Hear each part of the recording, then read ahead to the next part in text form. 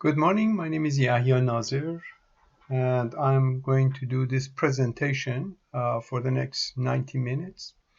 We have divided the presentation into 3 segments, and at each segment we will stop and try to answer some of the question. If we didn't have enough time, I will post the answer to the question. You need to write, as it said, you need to send your questions to our facilitator. Basically, from my background, I'm a CTO and founder of Control Designer. That's a brand new startup company, but I worked for Dow Chemical for a number of years, and my last position was I was a fellow in Dow Chemical, one of the 6, and I was in charge of the process automation globally for the company. I'm currently a adjunct prof at McMaster University and co-chair of 106. Now let's talk about procedural automation. And what is the definition of procedural automation?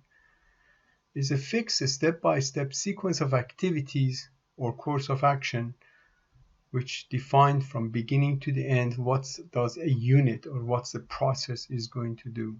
ISA has been very active in this area. We have ISA 88, which refers to batch control, ISA 95, which talks about integration of enterprise control system, and ISA 106, procedural control for continuous processes. Therefore, and what was the scope of the work? I let you read it. This presentation becomes available, but we wanted to focus on continuous processes, not the batch processes. Therefore, the purpose was to develop standards, recommend practices, and technical reports on design and implementation of procedural automation.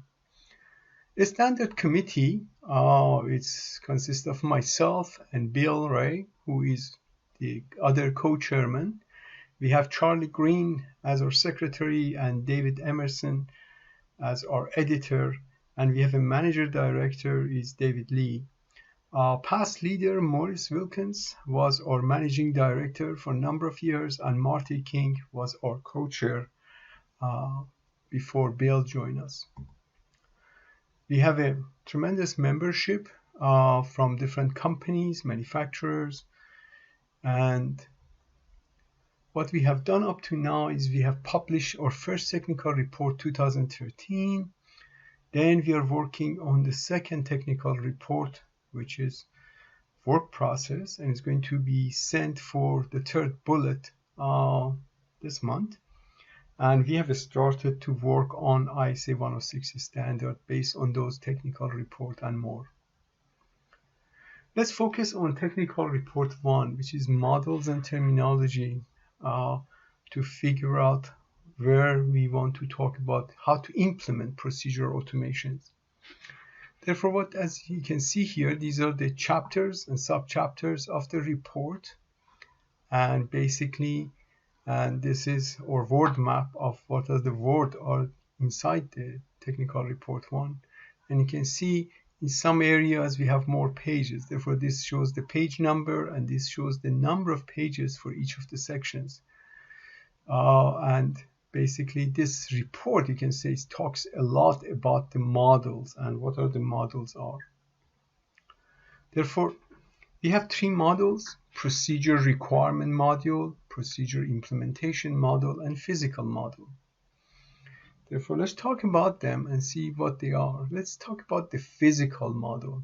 Therefore, if you look at the map of Freeport from Google Map and dive into this plant that is being shown here.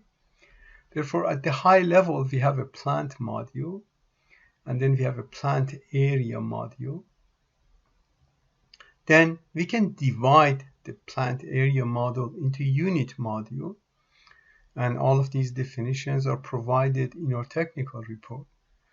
And then we can subdivide each unit into equipment module.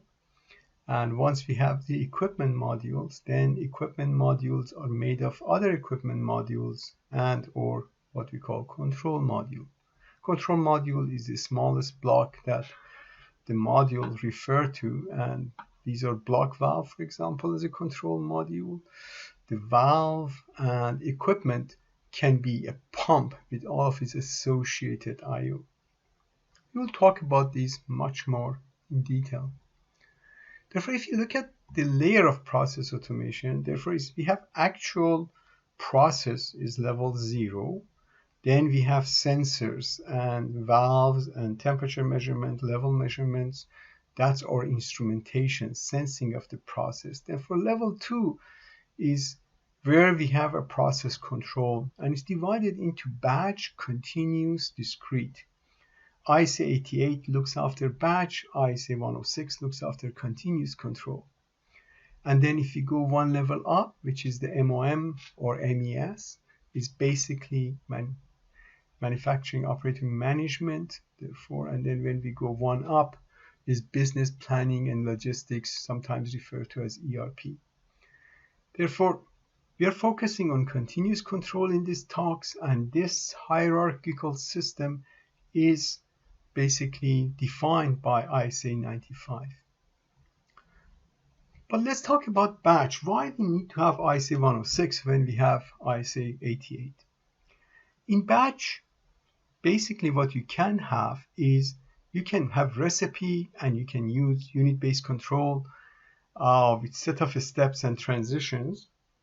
You can make it more complex by having a same the same UBC but multiple product. Therefore, the recipe becomes very, very important, and we're generating lots of different products.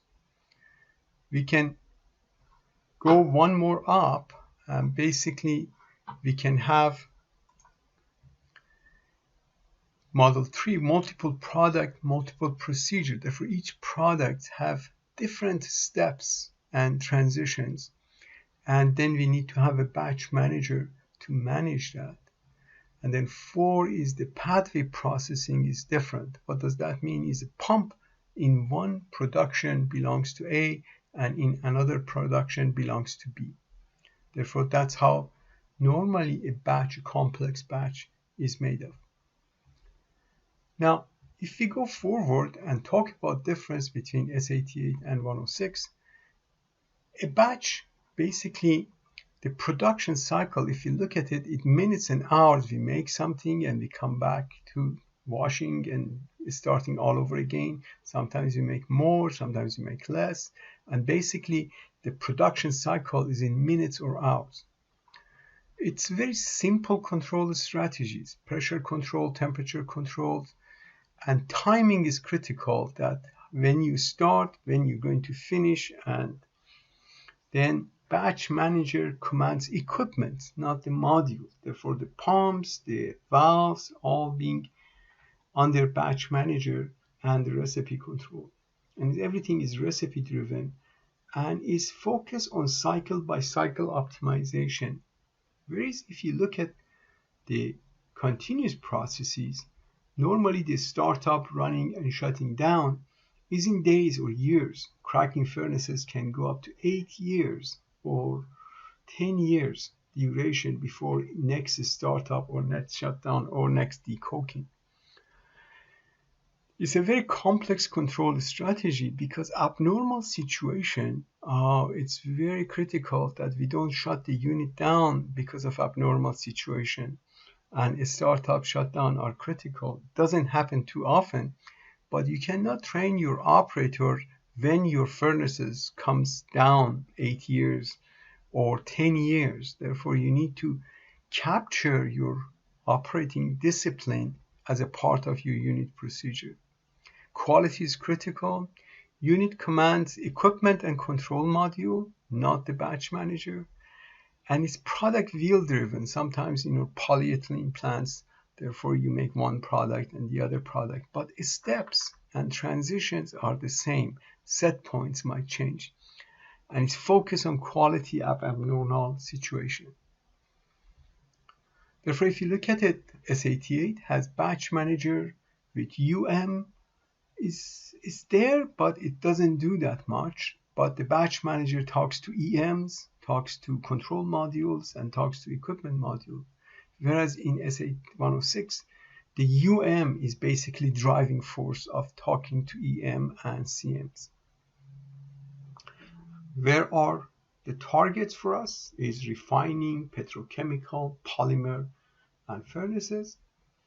And there's lots of benefits that we can show, and there's lots of paper published by Yokogawa and others and ABB and shows the benefit of implementing ISA 106, and I'm not going to cover those. But let's focus on some principles or requirements for ourselves. When we are writing a code, we need to repeatable, optimize startup, run, and shutdowns. Therefore, whatever we do this year to start a distillation 5 years down the road is the same procedure, same timing. We want to do abnormal situation management. If a feed composition changes or if the pressure goes up, we don't want the operator to come and take control. We want the system to take care of it. We want intelligent alarming based mode of operation. We want automatic enabling of equipment, devices, controller based on the mode of operation. Automatic swapping of pump, for example. Therefore, we want to enable the operator to run a process at the unit level instead of individual devices. And we want to do automatic sequencing of one plant. Therefore, this goes, the order is very critical, which one is the most important. Therefore, if you look at how we are going to operate a unit, basically the unit, we start it up, we run it, and we might have some abnormal situation. We run it again and we shut down. And this time is months, years. Therefore, if you look at it, I mean, the procedure to how to do this for every unit operation, for every distillation, every furnace exists. We cannot run chemical plant without these procedures. Therefore, if you go with the loop-based control, therefore the operators, when we are running here, needs to identify when to start, identify these states that we have, and then wait for the next steps and execute the command. Therefore, the operator is in charge. And if you look at this distillation column, for example, is very simplistic process control code.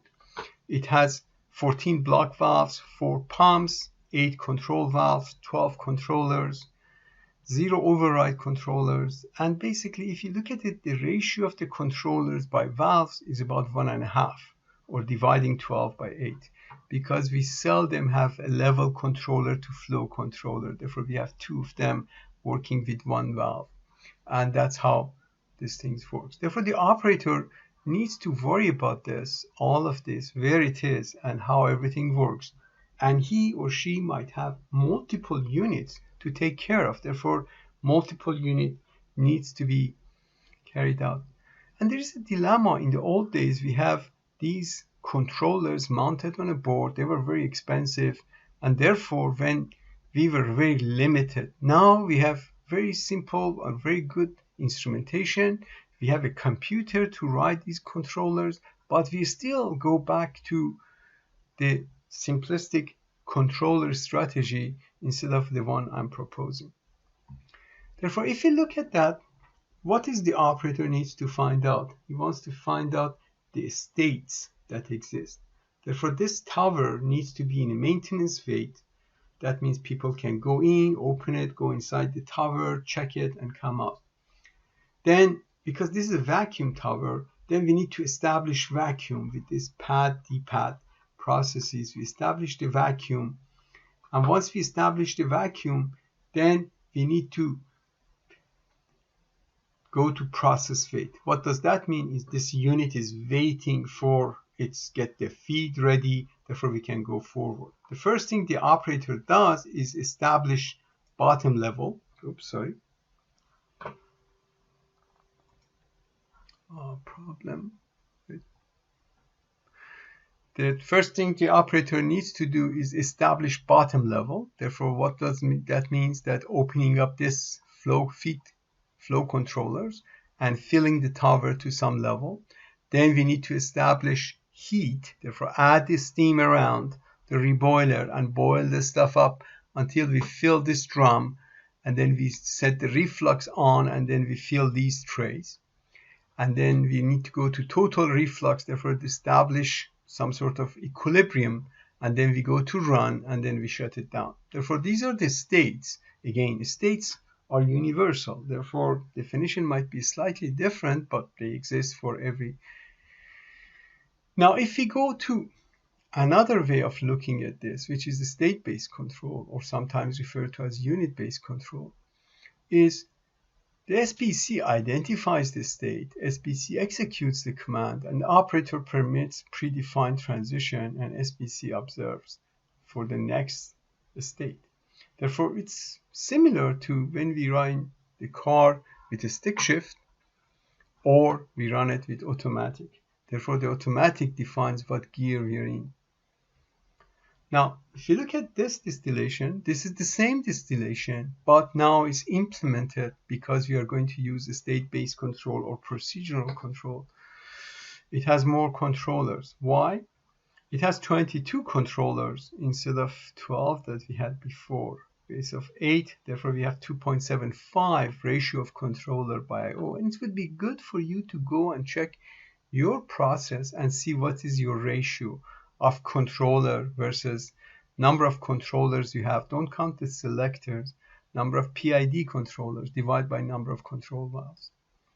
Therefore, basically we have this complex control strategy, and let's just talk about this one. Therefore, what we have here is that we're taking the level, and remember, one of the things we want to do is to fill the tower. Therefore, we want to fill the tower up to here. Therefore, what we are going to do is this level signal comes to a level controller. A startup level controller goes to enable selectors and basically controls the valve. This flow controller is not active at this point. Therefore, this is the strategy that we have. Therefore, we have a LC startup controller, feed flow controller, enable selectors.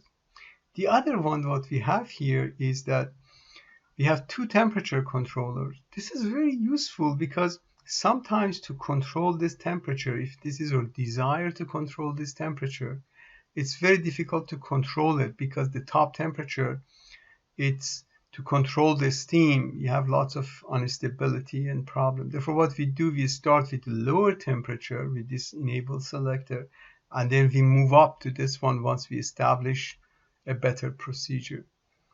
Then we flow control, and then we control the valve. Now, we have number of controllers as override controllers for those abnormal situations that we talked about. We have a high pressure override. Therefore, if the pressure of the tower goes up, we cut the steam. We alarm, but we cut the steam. If the bottom temperature goes high, then we cut the steam. Therefore, we don't create some polymers there. If we have the bottom level goes too low, therefore now we are evaporating too much based on the temperature controllers, others. Therefore, your pumps are going to shut down. Therefore, we cut the steam. And then if the high level, the level at the top goes high, we are going to cut the steam. If we can see, I have 3 controllers here, go to low selectors. Then I have the result of that, and the high pressure goes to a low selector from the flow, and then we control the valve. And these are abnormal situation control strategy that I refer to them with yellow color. Now, if you look at that, if you look at the list of states or steps that we have here, and then looking at this controller strategy, the level controller needs to become enabled only, work only when we are doing established level, and then go away. The feed flow controller should work with the heat up, total reflux, and run. Total reflux, sometimes you don't need it, you need to cut it back, but let's just assume everything works. And then what we have here is that the temperature controllers that we're controlling the steam, it works all the way through heat up, total reflux, and run. And the selectors and then the flow controllers is basically the same thing. And if you look at all of these override controllers, they come in at heat, total reflux, run, because then there's no steam to control it.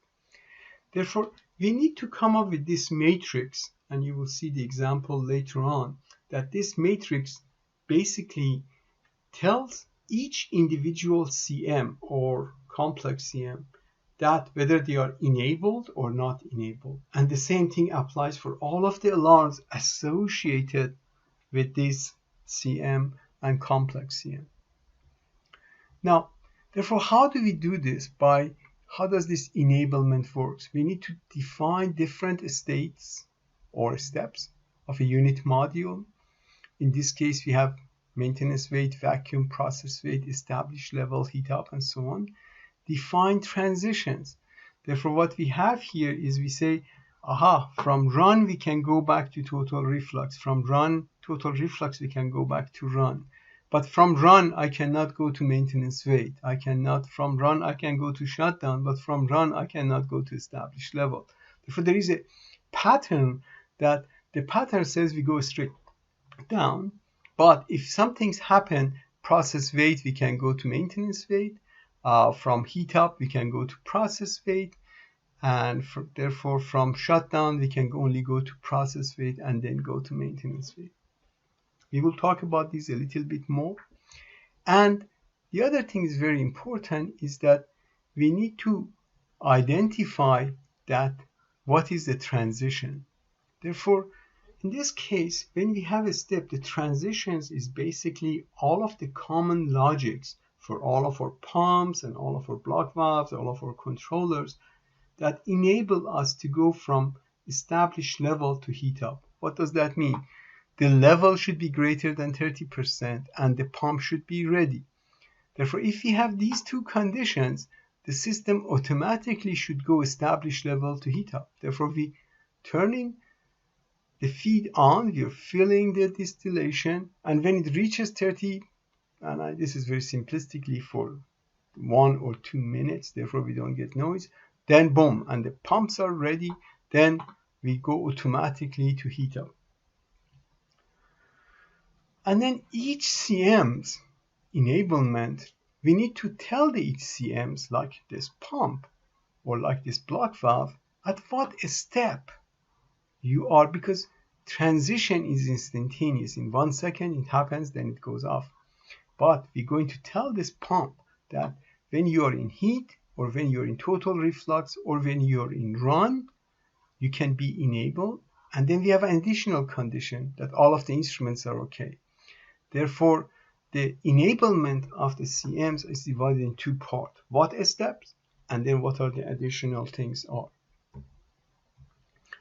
Therefore, if you look at this, therefore that's a step. But then there is another way that we have situation when we have steps and then we have equipment module. Equipment module can have its own steps. Let's look at that. For example, this is a step structure for a tank or a distillation to a pump with a block valve.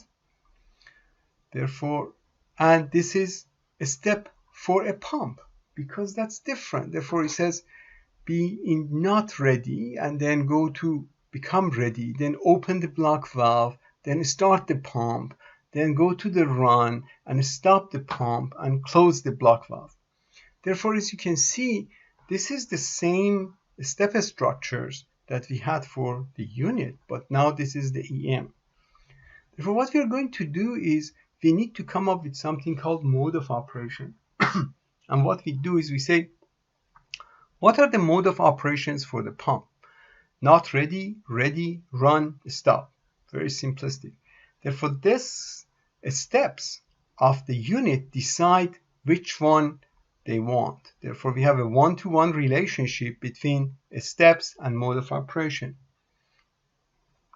And the mode of operation has a one-to-many relationship with the EM steps. And then we have feedback. Now, this way, if we change, for example, instead of having this step commanding this, if we put a dual pump here,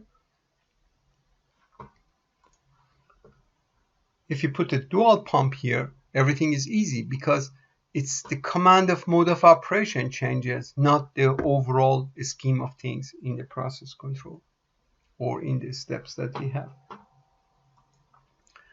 Therefore, what we're saying is plant module, area module, unit module, equipment module, control module, and basically control module have enablement.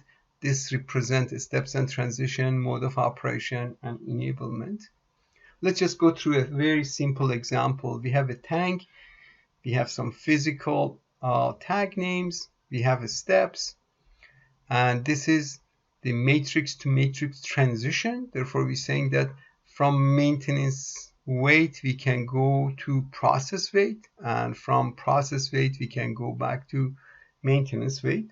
Therefore, this is a drawing here, and you can see we can have steps, manual transition, automatic transition, or manual automatic transition.